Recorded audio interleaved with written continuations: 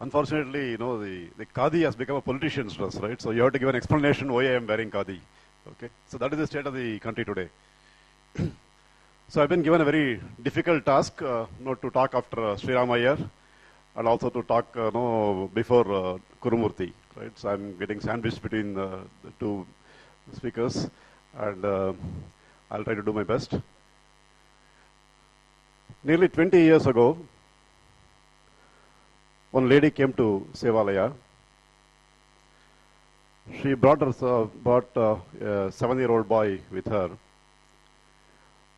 Just looking at the lady, we could understand that she has a very, very, very poor background.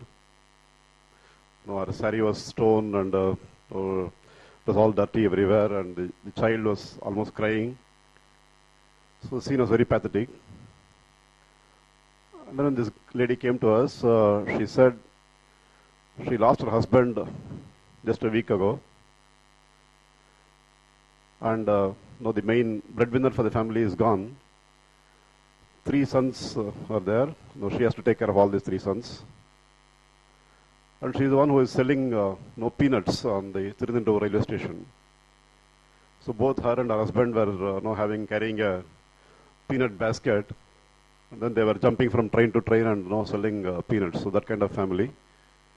So now the husband is gone and 3 sons are there. She has to take care, and she says it's going to be very difficult for me. She said the first 2 sons, they're not so good in studies, and they're not keen in going to school. So probably she can put them into some small business. Maybe they can join her own business or do something else, start earning. But he said, with this last boy, he's really studious. He is bright, brilliant. So I don't want him to lose a chance. So I was inquiring with some people, and they said if you go to Sevalaya, probably there is a chance that they can take this boy into their hostel and the school, and you can get a free education. So that's why I'm here. This is what her story she was telling me. So we got all the details from her, and then I told her to come on the following day, because we have a process of going back and checking whether things are right or wrong. So next morning, I sent a staff member to her place to check what she is saying, what she has said. And then we got a confirmation that everything is right. Whatever information she gave is all true. So next evening when she came again, we had no hesitation. We took this boy in. He was just 7-year-old at that time. He was studying in some other school, and then we had to transfer him to our school. And he stayed in our hostel. His name is Ilayaraja. He was good in singing. He was taking part in various activities, like the quiz or any other competition, whichever comes up. So he used to volunteer to go for it immediately. And we used to get a lot of volunteers from various IT companies. So he used to move with them, try to understand what they do, how they work in their companies, what is their product, how do they sell, what is marketing, what is production. So he used to ask a lot of questions with all the volunteers who come from various colleges, various organizations. And we also arranged trips for our children to go to many universities and also to some of the corporations. So he was there in all the groups. So he was going and then learning. Her mother was right. His mother was right. This guy is really brilliant. He scored very well in the 10th and 12th grade. So we supported him in the higher education also. Today, he's a software engineer. He's working in Tata Consultancy. So this is the story of one boy, Ilayaraja. Last 2-3 years he has been working. He has gone abroad. He's supporting customers all over the world. So he goes to US, he goes to Europe. More than all that, every weekend he comes to Sevalaya. Right? He wants to give back to where he grew up. So he is there all weekends. He is a standing example for all the other children that it is possible. If people put in the effort, they can come up in life. So there's a live example for other children. So there is another case, one Srinivasan. His mother is a payment dollar in Tiruvattriyur. She also lost her husband, and then there's the only child. That child at the age of 2 was attacked, it's a polio attack. And then one leg is, he can walk only crooked, he can't walk straight. So that the child she has, the only child. And no, he has no house, nothing. She has to be on the platform. Again, when this boy was around 5-year-old, there's one of the other NGOs who knows us. They work for the street children. So this boy landed up in their group, and then they directed this child to Sevalaya. So when he was 5-year-old, he came into Sevalaya, and he studied in our institution, and then later grew up, and he went to college. So now he is working in a BPO company. Just this year he finished. This June he completed his studies, and he has got a job, and he has gone into his job. And first time in her life, her mother has gone into a house. She was always on platform all the time. And this boy, after taking a job, he has taken a house now in Ambattur, and he has got his mother into the house. So the mother is staying in the house and staying with him. There's another girl, Chitra. Again, her mother deserted by her husband with 3 daughters. So Chitra is the eldest of the 3 daughters. So suddenly she finds that husband has deserted her, and the 3 daughters she has to take care. And with these 3 daughters, she came to Sevalaya. And we took all the 3 daughters into our orphanage and also into our school. And Chitra, 2 years ago, she stood first in our school in the +2 exam. She got 1,100 out of 1,200. She got selected in the Anna University. So she is in the Anna University campus now in the hostel. She is doing her biotechnology. She finished first year and she is into second year now. So there are various examples like this, where there are children on the street who lost parents, some of the children who don't even know their parentage, and some children who have single parents. Some children may have both the parents but financially orphan. They have no money to support. These kind of children land up in Sevalaya. And how do these children get into Sevalaya, and how do they get educated, how do they come up? Is because of all the sharing what is happening in the society. Right, today we have been talking about sharing, right from morning we have been hearing about sharing. All the sharing what other people do, from whatever they have, they want to share with such poor children. So that is why this is happening. It's not that you have to be a big film star or a big industrialist to do any kind of sharing. Very, very common people, they come to Sevalaya to do sharing. One example I can say is one of the auto drivers in Chennai. So he had his son's first birthday.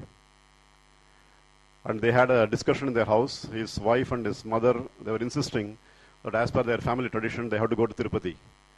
They have to go to Tirupati and have their head shaved for the boy. So that's how they have to have the first birthday celebrated. And then they worked out the cost. Some 5-6 people have to go from Chennai to Tirupati, probably stay one night there, have this religious ceremony and come back. They worked out, at the minimum, it is costing 2,500 rupees. So he is just an auto driver. He may be earning 50 rupees, 100 rupees maximum as the profit at the end of the day. So he said, do we have to spend this money like this? And he said, once I remember that I have taken a family to Sevalaya, and they were celebrating their son's birthday, providing lunch for the Sevalaya kids. So it exactly cost the same amount, 2,500 rupees. If we pay 150 children can have a delicious lunch, we can go and sit with them, have the lunch with them. So probably we can go to a temple nearby, have a simple function, and then save on the transport cost, whatever cost we have to incur on going to Tirupati and coming back, and that money we can give it in Sevalaya, and then we can go there, have food with the children.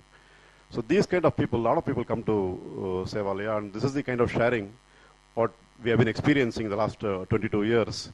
That 99% of the people are all individual donors for Sevalaya. We have very, very little corporate donors.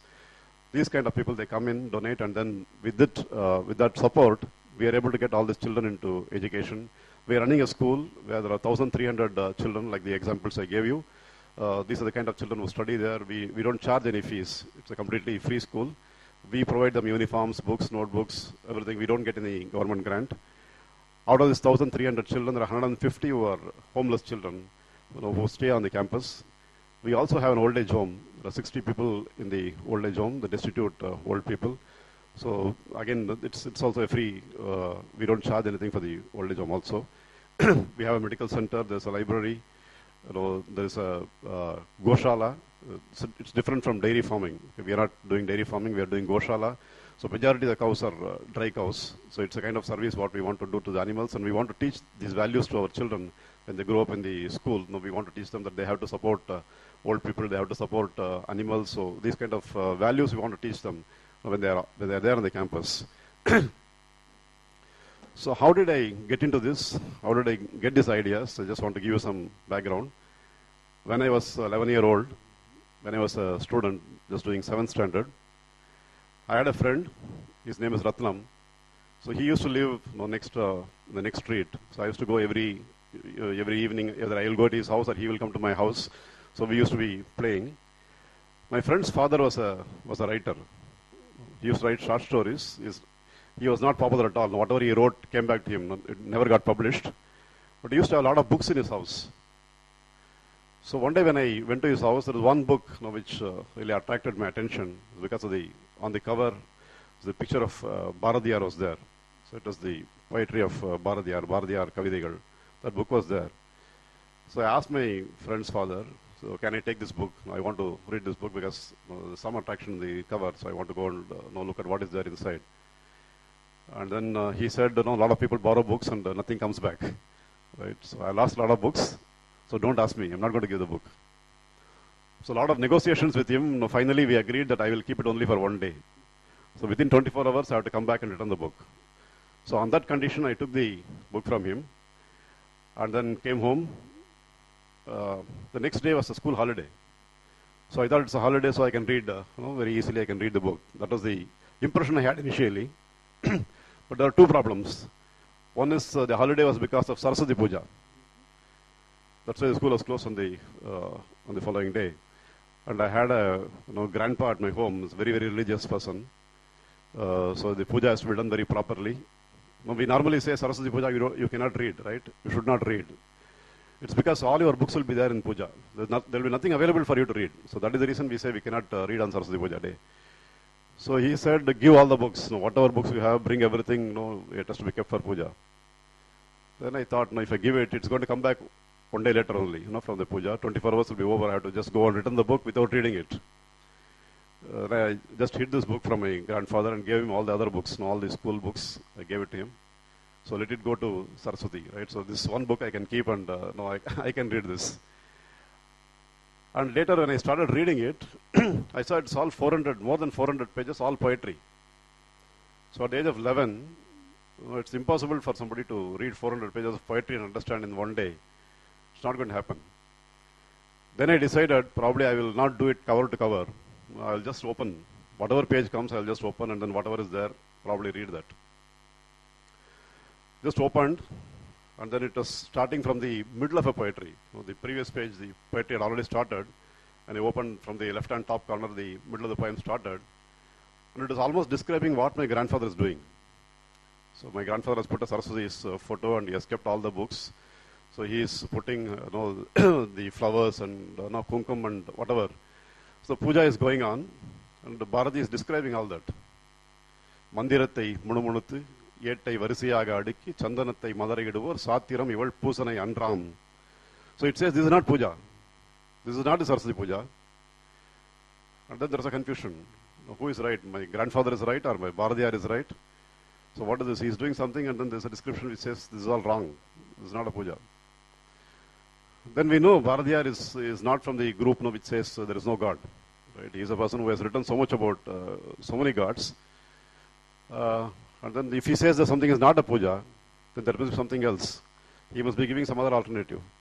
So I continue to read that poem. Then it says, the real puja is to go and find out a village where there is no school. And of course, in his own words, he says, burn that village. Burn that village down. That is Saraswati puja. So this is how Bharati talks. But we have to understand it very clearly. What he says is we should not have any village like that. If there is a village without a school, you go and start a school there. And then do it for the poor people. Do it free. So if you do that, then that is Saraswati Puja. So this idea came into my mind when I read this one and said, when I grew up, so I will do this Saraswati Puja, what Bharati has asked me to do. So that's why today we call Sevalaya School as Mahakavi Bharadiyar School. And it's not just one poor child, but that's what Bharati says. So even educating one poor child is much more holier than constructing 1,000 temples. So this is 1,300 children now. some of the examples I told you initially, so they're all well settled. We say that our country is very, very poor country. We say 50% of India is poor, half of the country is poor. We say half the children don't go to proper schools, don't get proper education. So this is a big problem. It's a huge country, so much population, and we say half the country is poor, half the children don't go to school, half the children don't get access to quality education. So big mass of crowds. How to solve this problem? If you look at it differently, we say half the country is poor, that means half the country is well off. The 50% of children are not going to good schools, not getting good education, the other 50 is getting it. So the solution is very simple. That each one in this room, if we decide that each one will support one child, right? This 50% is able to support the other 50%, then the problem will be solved. I think this is the topic of today, of how to share, right? Thank you.